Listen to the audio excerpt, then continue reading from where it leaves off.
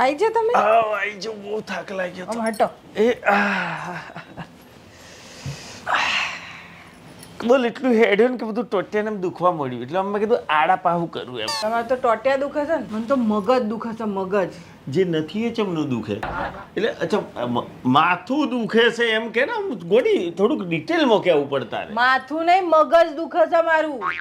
મગજ એવું શું કારસ્થાન થયું છે કે મગજ દુખે છે?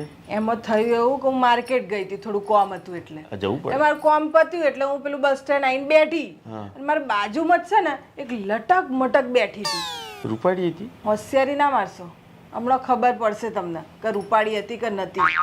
તે બાજુમાં આવીને બેઠી, મને એવું લાગે છે કે કોઈક કોલેજની છોકરી હોવી જોઈએ. અચ્છા. હવે થયું એવું કે એ મારું પાકીટ લઈ જઈ અને હું એનું પાકીટ લઈ આવી. તેમાં મગજ દુખાડવાની શું જરૂર છે ગોડી?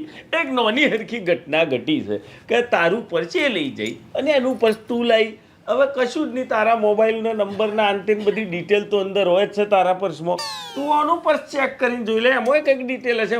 હોમી ફોન કરીને ફરી પાછું બદલી નાખો, થઈ ગયો પ્રોબ્લેમ સોલ્વ. મને મારા પર્સની ચિંતા છે જ નહીં. તો પછી શું કરવા ટેન્શન લો? મગજનો દુખાવો તો એના પર્સે કર્યો છે. અચ્છા, એના પર્સ? શું એના પર્સમાં બોમ્બ મેલેલા છે? આખું પર્સ જ બોમ્બ છે.